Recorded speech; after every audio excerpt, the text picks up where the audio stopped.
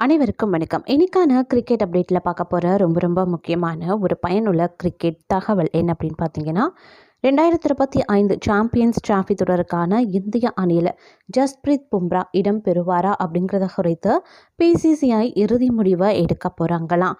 பும்ராவுக்கு தற்போது என்னதான் ஆச்சு அப்படிங்கிற மாதிரியான விஷயங்கள் சமூக வலைதளங்களில் பரவி வந்துட்டுருக்குங்க. அது மட்டும் இல்லாமல் பும்ரா விஷயமாக மருத்துவரை அழைச்சிருக்காங்க பிசிசிஐ.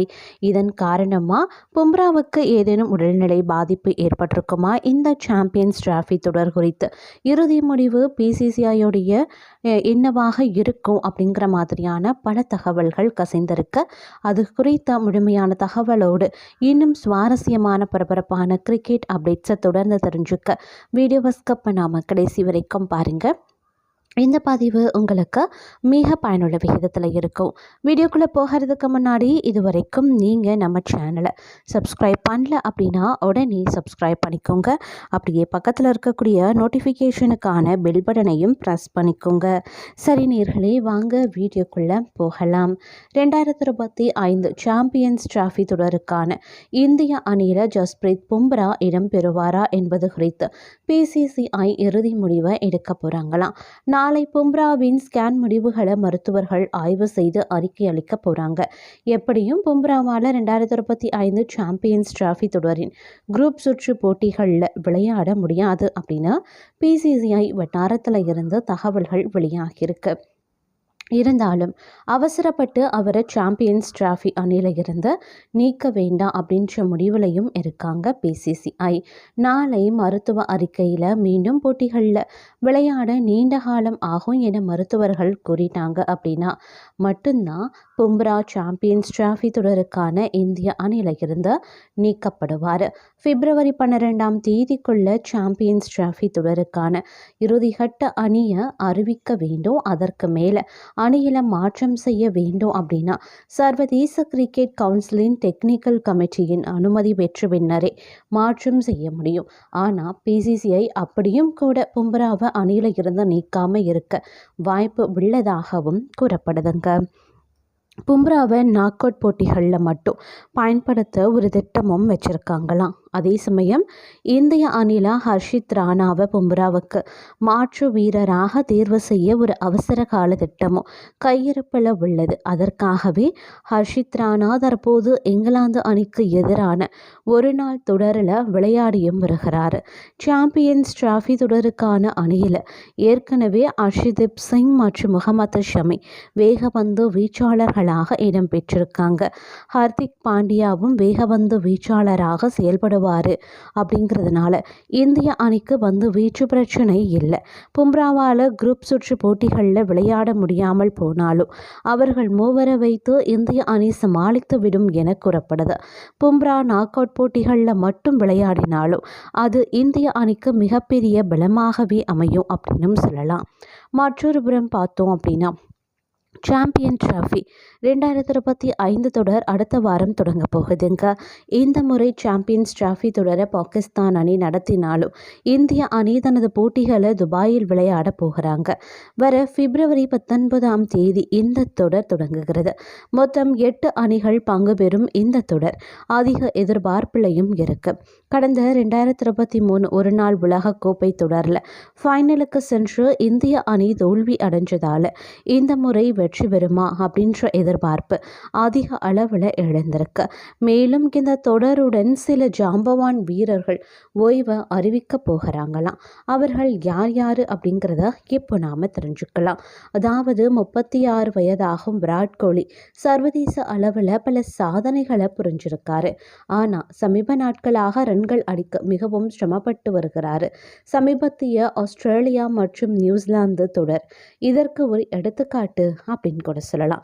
ஏற்கனவே T20 போட்டிகளில் இருந்து ஓய்வு அறிவித்திருக்கக்கூடிய விராட் கோலி சாம்பியன்ஸ் டிராஃபிக்கு பிறகு ஒரு நாள் மட்டும் டெஸ்ட் தொடரில் இருந்து ஓய்வை அறிவிக்கலாம் அப்படின்னு எதிர்பார்க்கப்படுது.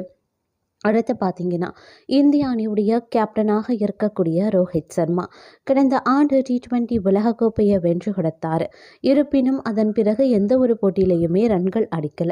மேலும் அவரது தலைமையில் இலங்கை அணிக்கு எதிரான ஒரு நாள் தொடர், நியூசிலாந்துக்கு எதிரான டெஸ்ட் தொடர் மற்றும் பார்டர் கவாஸ்கர் டிராஃபி போன்ற தொடர்களை வரிசையாக இழந்திருக்கு. இதனால் சாம்பியன்ஸ் டிராஃபிக்கு பிறகு ரோஹித் சர்மா அனைத்து வித கிரிக்கெட்டில் இருந்தும் ஓய்வு அறிவிக்கலாம். அதே மாதிரி நியூசிலாந்தின் முன்னாள் கேப்டன் கேன் வில்லியம்ஸ் கடந்த சில ஆண்டுகளாக காயம் காரணமாக பல்வேறு தொடர்களில் இருந்து விலகியும் இருந்தார். மேலும் அவரை தாண்டி அணியில் பல வீரர்கள் சிறப்பாக விளையாடி வர்றதுனால 2027 ஒரு நாள் உலகக்கோப்பை வரை அவர் விளையாடுவார் என்பது சந்தேகம்தான் அப்படின்னு தான் சொல்லணும். சமீபத்திய முத்தரப்பு போட்டியில் சிறப்பாக விளையாடினாலும் ICC சாம்பியன்ஸ் டிராஃபிக்கு பிறகு ஓய்வு அறிவிக்கலாம். அடுத்து பார்த்தீங்கன்னா, ஆஸ்திரேலியாவின் முக்கிய வேகப்பந்து வீச்சாளர் மிச்சல் ஸ்டார்க் ICC தொடர்களில் தொடர்ந்து சிறப்பாக விளையாடி வருகிறார். சமீபத்திய பார்டர் கவாஸ்கர் தொடரில் சிறப்பாக பந்து வீசியும் இருந்தார். சாம்பியன்ஸ் டிராஃபி தொடரில் இருந்து தனிப்பட்ட காரணங்களுக்காக தற்போது விலகியும் இருக்கார் மிச்சல் ஸ்டார்க். இந்த நிலையில் விரைவில் அனைத்து வித கிரிக்கெட்டில் இருந்தும் ஓய்வை அறிவிப்பார் அப்படின்னு எதிர்பார்க்கப்படுது. அடுத்து ஆப்கானிஸ்தானின் சீனியர் வீரர்களில் ஒருவரான முகமது நபிக்கு தற்போது 40 வயது ஆகிறது. இருந்தாலும் தற்போது T20 மற்றும் ஒருநாள் போட்டிகளில் விளையாடி வருகிறார்.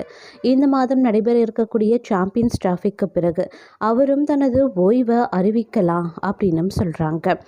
அடுத்து பார்த்தீங்க அப்படின்னா, சாம்பியன்ஸ் டிராஃபி 2025 தொடர் அடுத்த வாரம் தொடங்க இருக்கக்கூடிய நிலையில் இந்திய அணிக்கு பெரும் அதிர்ச்சி ஏற்பட்டிருக்கு அப்படின்னு தான் சொல்லணும்.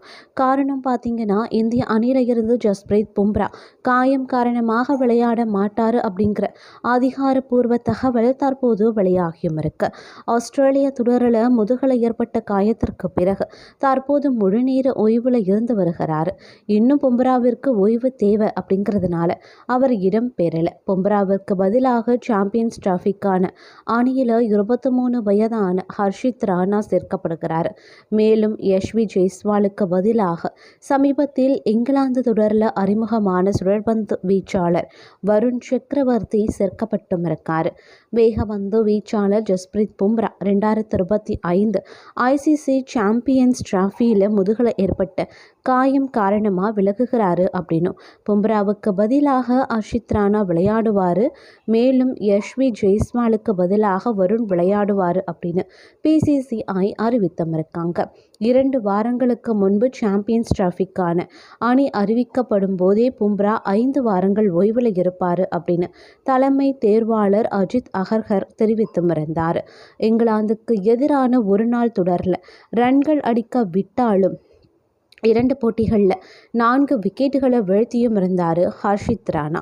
இங்கிலாந்துக்கு எதிரான முதல் ஒரு நாள் போட்டியில் அறிமுகமான தொடக்க ஆட்டக்காரர் யஷ்வி ஜெய்ஸ்வால் சாம்பியன்ஸ் டிராஃபிக்கான அணியில் இருந்து நீக்கப்பட்டிருந்தார். சுழற்பந்து வீச்சாளர் வருண் சக்கரவர்த்தி அவரது இடத்தையும் பிடித்திருந்தார். இங்கிலாந்துக்கு எதிரான T20 தொடரில் வருண் 5 ஆட்டங்களில் 14 விக்கெட்டுகளையும் வீழ்த்தியிருந்தார். மேலும் தொடர் நாயகன் விருதையும் வென்றிருந்தார். தற்போது அணியில் ரோஹித் சர்மா மற்றும் கில் சிறப்பாக விளையாடி வருவதனால ஜெய்ஸ்வாலுக்கு இடம் கிடைக்கல. கூடுதல் வீரர்களாக ஜெய்ஸ்வால், வேகப்பந்து வீச்சாளர் முகமது சிராஜ் மற்றும் ஆல்ரவுண்டர் சிவம் துபே ஆகியோர் இடம்பெற்றிருக்காங்க.